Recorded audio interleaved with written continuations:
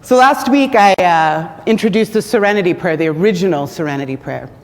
The prayer that became known as the Sopranitri Prayer that many of us are familiar with, but I'm going to share the original again. Spirit, give us courage to change what must be altered, serenity to accept what cannot be helped, and the insight to know the one from the other. So last week we talked a lot about change and the courage to change. But then I was thinking about why is it that the prayer evolved in the way that it did over these 100 years and became known as the Serenity Prayer and actually changed order. And changed order to God grant me the serenity to accept what I cannot change as the first line. And then I got to thinking about how hard it is to be with what is. How hard it is to give ourselves permission to just be on the ride and accept the ride as it is. Or as Clarissa was saying when she introduced the song, to relax our grip on how it is or how we wish it were, how it isn't. And so I thought, maybe that acceptance piece is harder than the change piece. That serenity to accept what cannot be helped is maybe harder to come by than the courage to change. Last week before last, the staff and I were in our weekly spiritual practice. We get together every week and do a spiritual practice together. And I really was feeling called to just kind of shift our regular way and just check in, because many of you know and many of you may not know that we are in the process of having our campus for sale. And it has been a whirlwind. It has been impromptu Zoom calls and 57,000 emails and offers and counter offers and blah, blah, blah, blah. And it's been a roller coaster ride. And so I just wanted to check in and see how they were doing. And what was really, really beautiful was everybody was fine. Everybody was fine, but what we began to talk about is what is making that possible. What is allowing each staff member, what is allowing each of us to just be in it and be on the ride in absolute trust and faith in the unfolding. And the lovely Clarissa said, well, I can't relax if I'm clinging. And I thought, oh yeah, I'm writing that down and I'm using it in service. I can't relax when I'm clinging. And I think this clinging cannot exist at the same time as faith. We can't be in a place of trusting God if we are clinging. Because it means that we must be in a place of doubt. We must be in a place of fear. We are attempting to control and manage, sometimes micromanage, what life is doing, rather than relaxing into the one.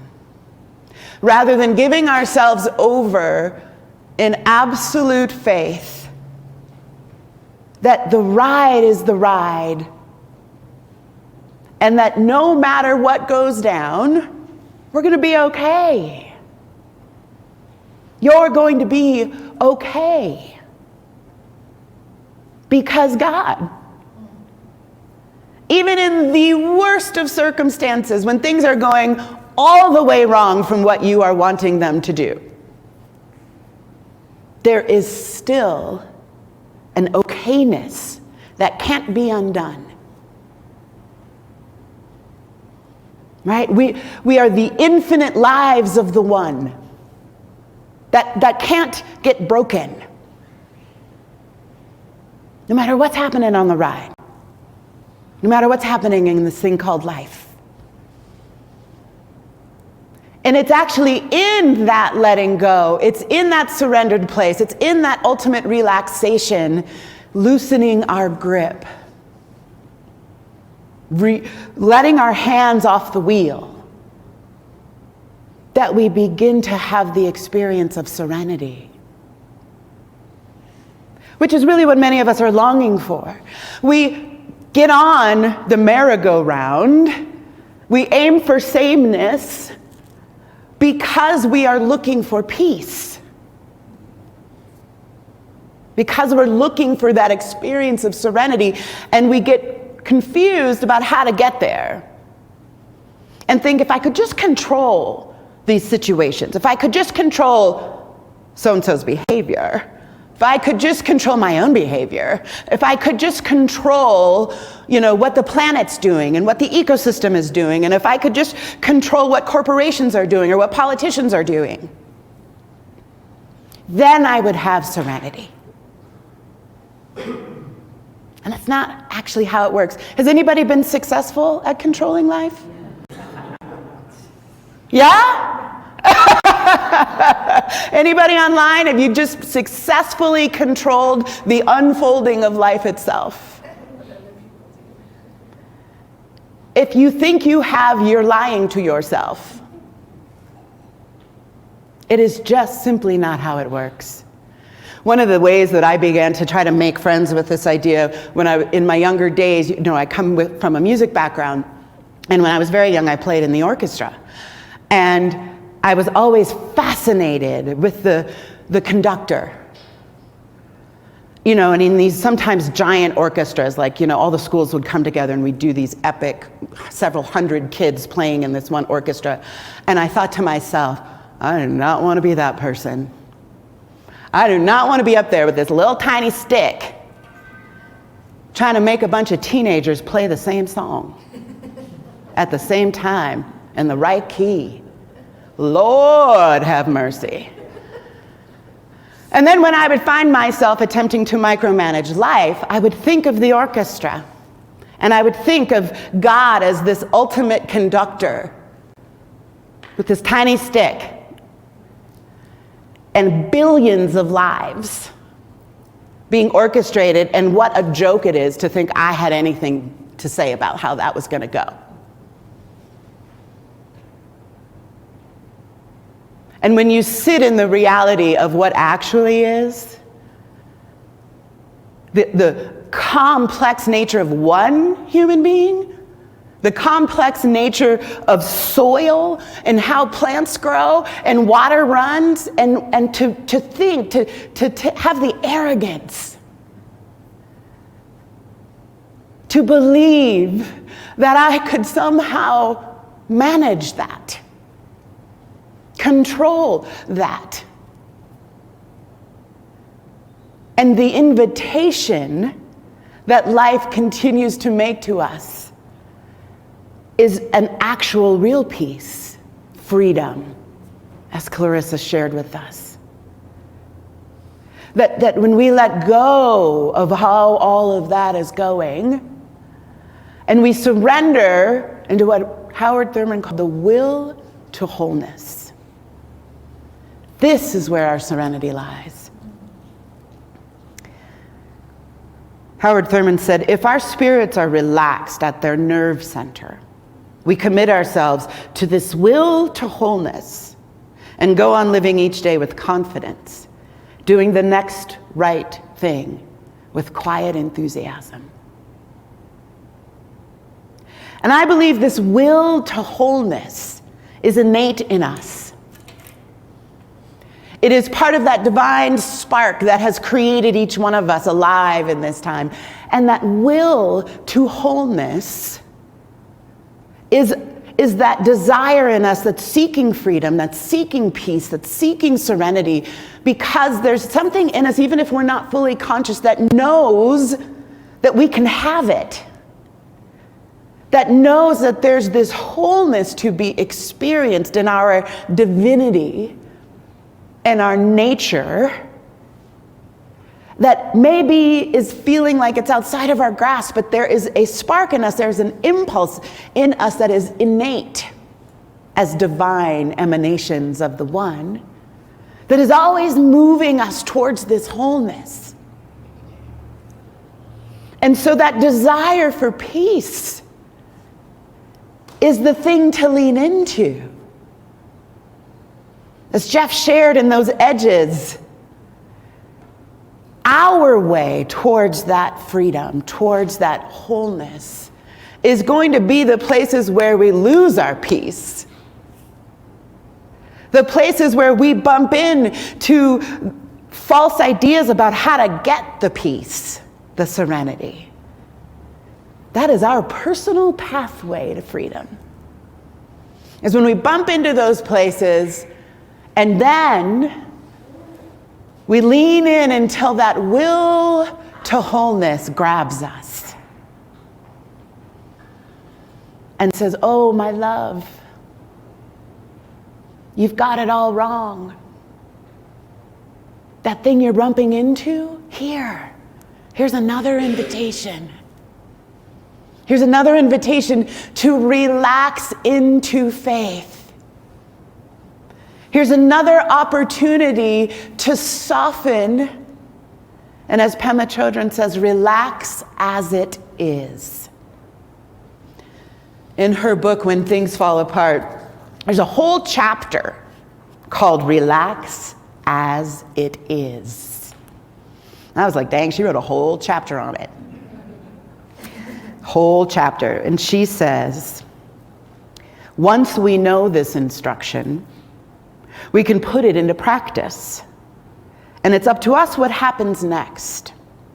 When we relax as it is, it ultimately comes down to the question of just how willing are we to lighten up and loosen our grip? How honest do we want to be with ourselves? And I remember I first read that, I thought, what does honesty with ourselves have to do with relaxing? Well, what do you think? How honest do we have to be with ourselves in order to loosen our grip, to stop clinging? First, we have to understand that we are clinging. First, we must acknowledge to ourselves that we've hit an edge. We have to be honest with ourselves and be like, oh yeah, I do that. Here I am, once again, trying to tell life what to do. Here I am, once again, trying to tell my husband or wife or my partner what to do. Here I am, quite sure that I know what's right, and that if everyone would just listen to me, they would just do the right thing. Right? That honesty with ourselves, that bumping into our edge and acknowledging like, woo, I am clinging. This is how we relax with what is to know when we're not. And one of the ways I think the Serenity Prayer has served so many is because it has given permission in prayer to say, all right, I'm not in peace. I'm not in serenity right now. I'm freaking out. I want to do all the things. I want to numb. I want to avoid. I want to run. And now I'm going to take a minute and ask for serenity.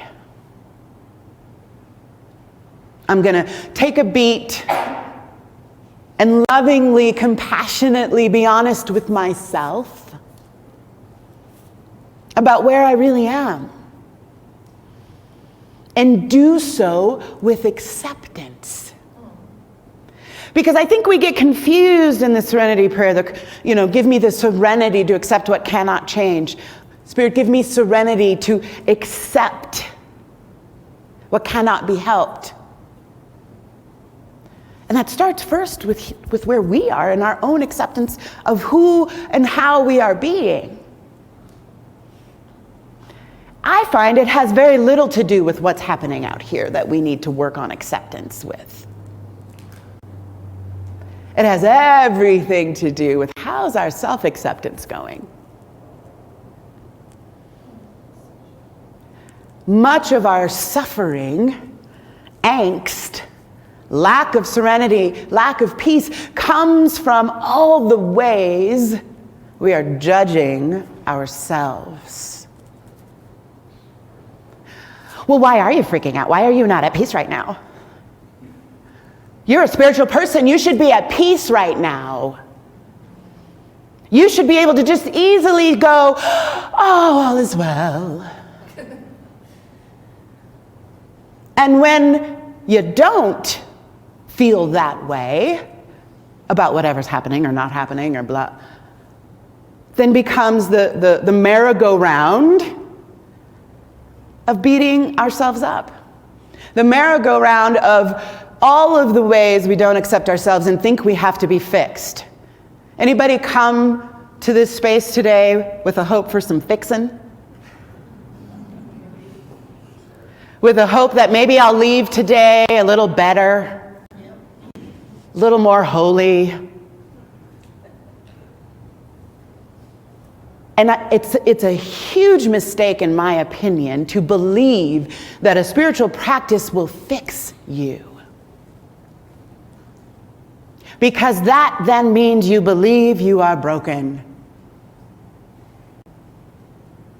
And the greatest freedom, the greatest peace, the greatest serenity there is to experience is the moment, that infinite dive that Michael Singer was talking about, where you just somehow fall through the edge you've hit into this infinite peace or serenity or whatever. That is knowing the truth of who you are. That's what that infinite place is. That's what freedom is. It is not going to save you from the circumstances of the merry-go-round, the circumstances of the roller coaster ride, whichever you have chosen. What it does is, because you've recognized there's nothing to fix,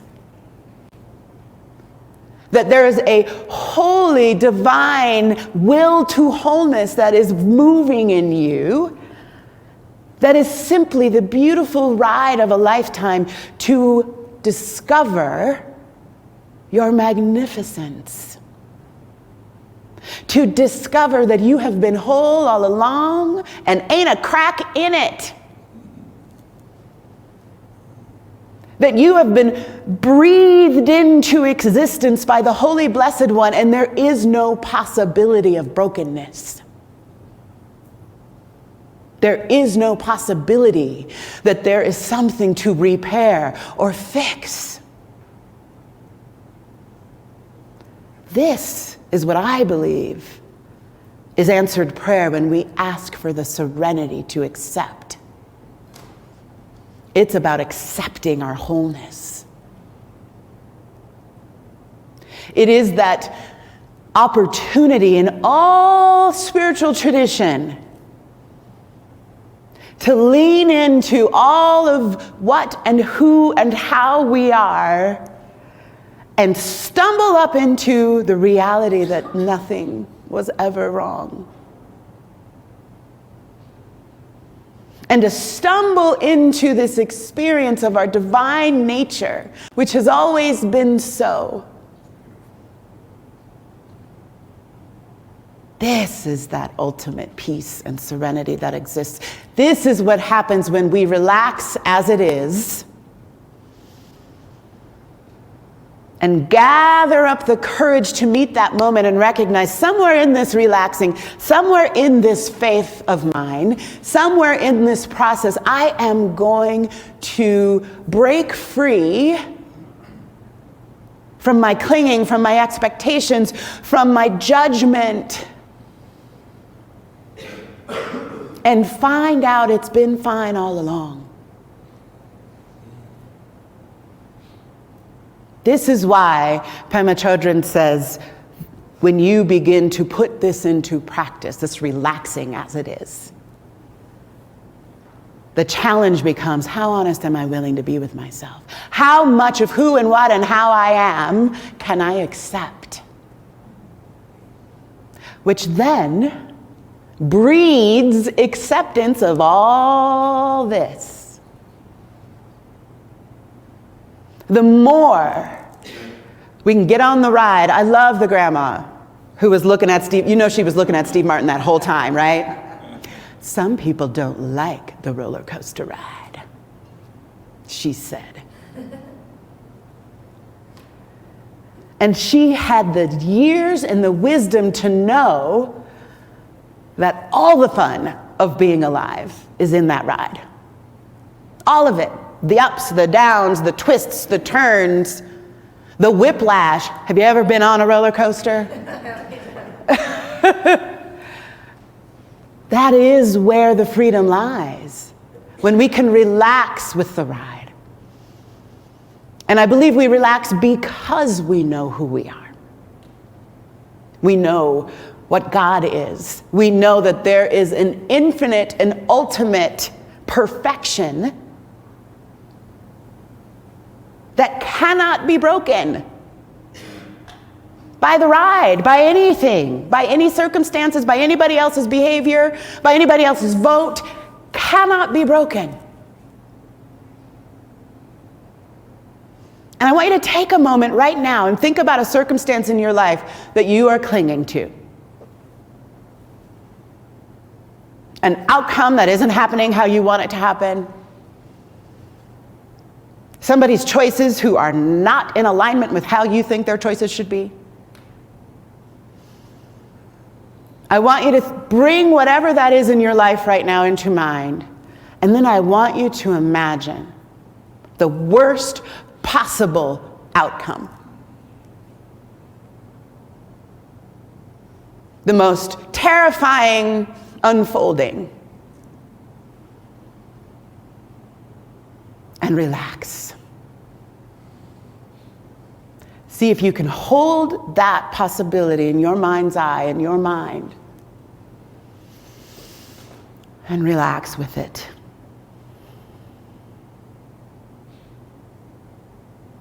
I'm not going to ask you to imagine it better or different, but to just be with it and let go.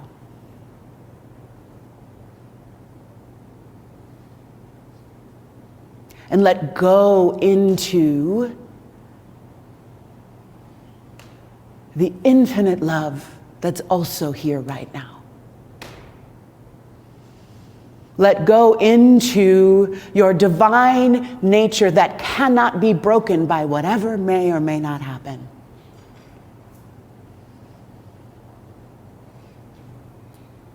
And I want you to notice, if you are willing to relax as it is, that your experience of peace isn't missing.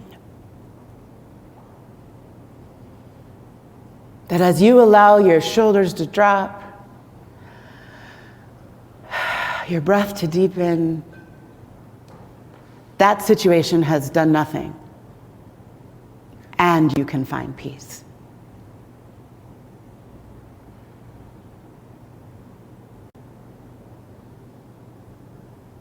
There lies freedom. There lies the space to be at choice. And as Howard Thurman says, to move with quiet enthusiasm into the next right thing.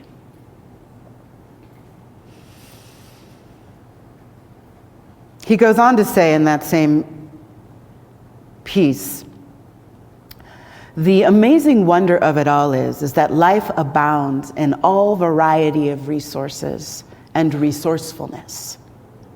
Every moment is a divine encounter.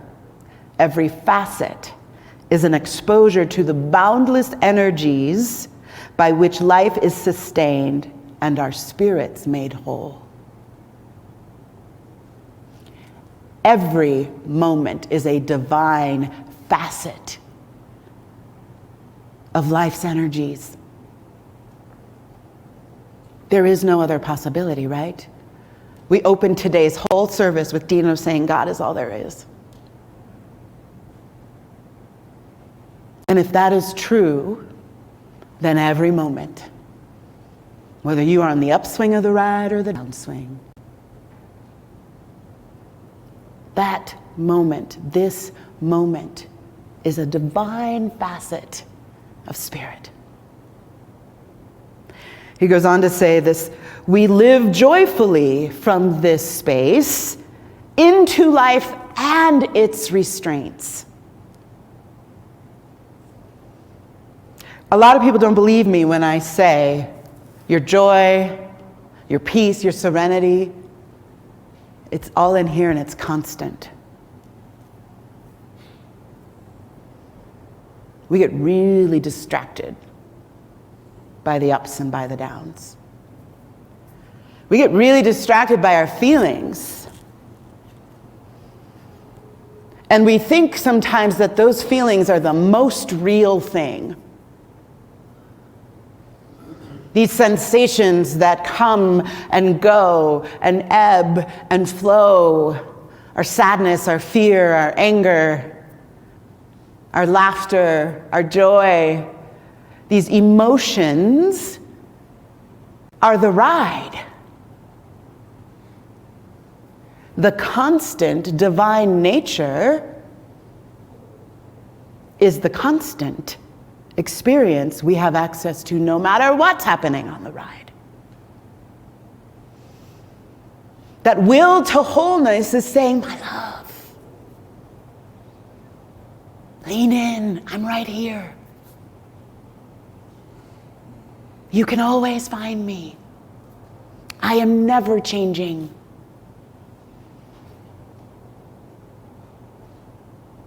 And I promise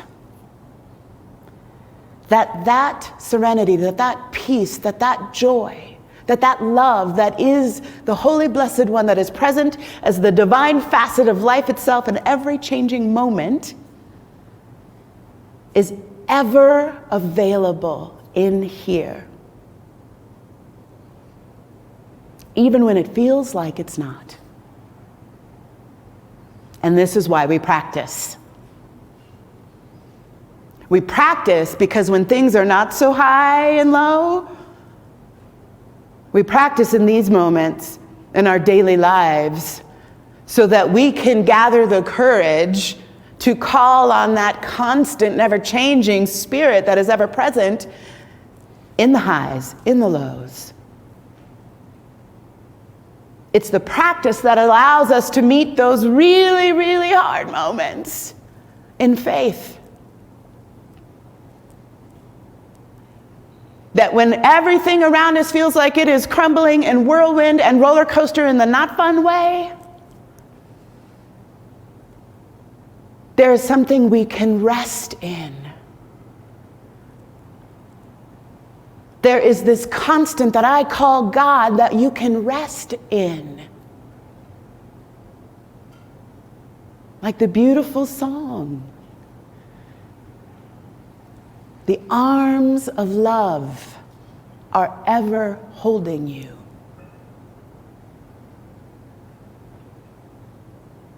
And this is why teachers like Pema Chodron can say, just relax as it is, even though some of us are like, relax as it is. I came into this new thought teaching, I came into science of mind to change it, to learn how to manifest my reality. Relax as it is. That's for the Buddhists.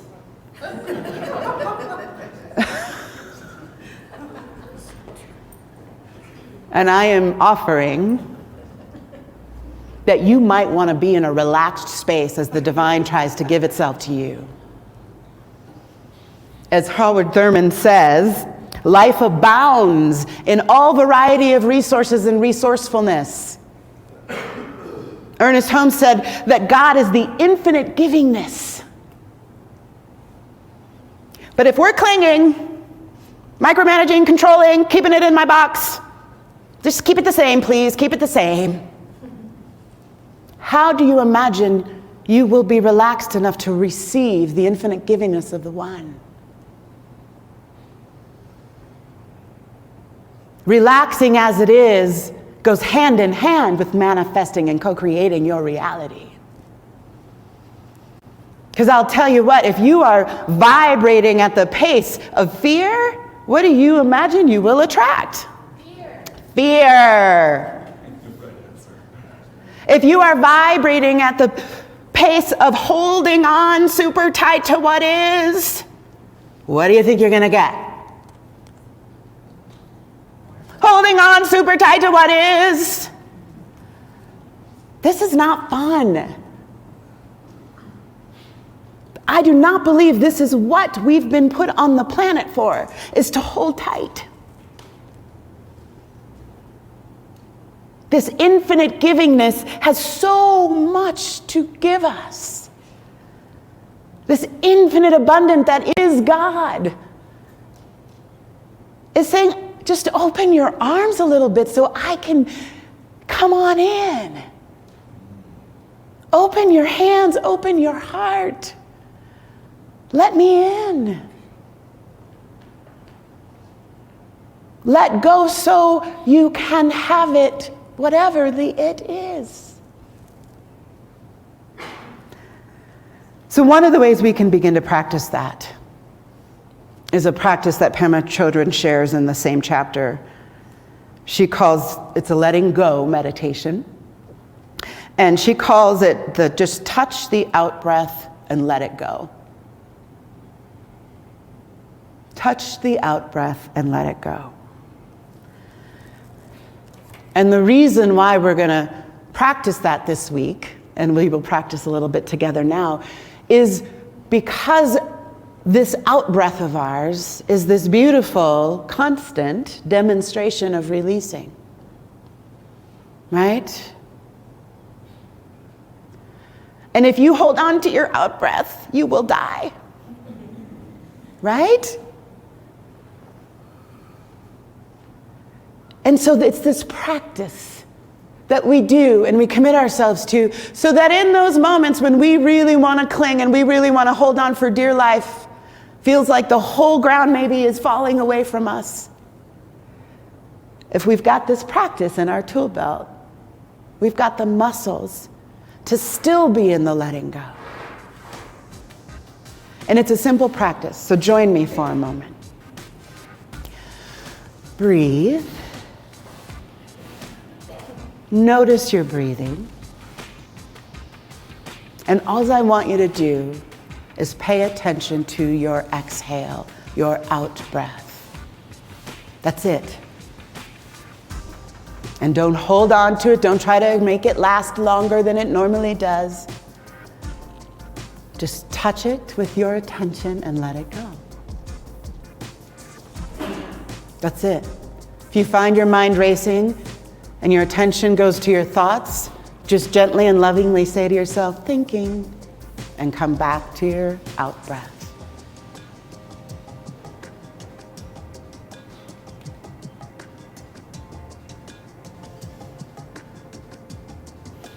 And as you are watching that out breath and letting it go, each one, I want to share the definition of Maitri from Sanskrit.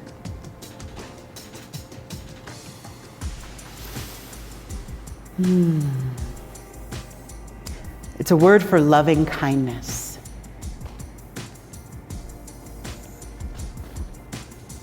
Or unconditional friendliness.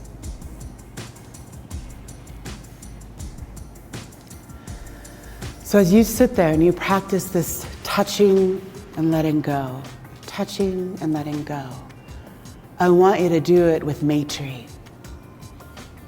That whatever's happening in your mind, whatever thoughts may be racing, you meet them with unconditional friendliness for your own self.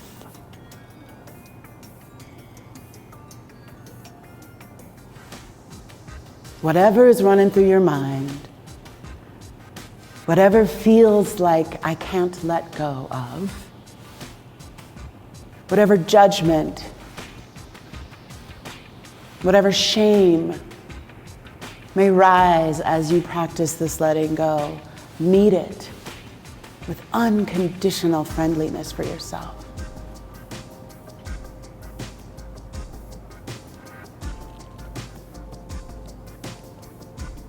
And I offer this practice from Pema Chodron's teacher as a simple way to begin to make friends with your wholeness and all that comes with your wholeness. All of it. Knowing that this Maitri, this unconditional friendliness, is this offer you make to yourself first. And everything else you get to let go. So I would like to invite you to close with me today with the original Serenity Prayer, which we will be visiting and touching on and talking about for the rest of our series. But I want you to also notice how this prayer changes for you over the next several weeks. Join me. Spirit, give us courage to change what must be altered. Serenity to accept what cannot be helped. And the insight to know one from the other. And so it is.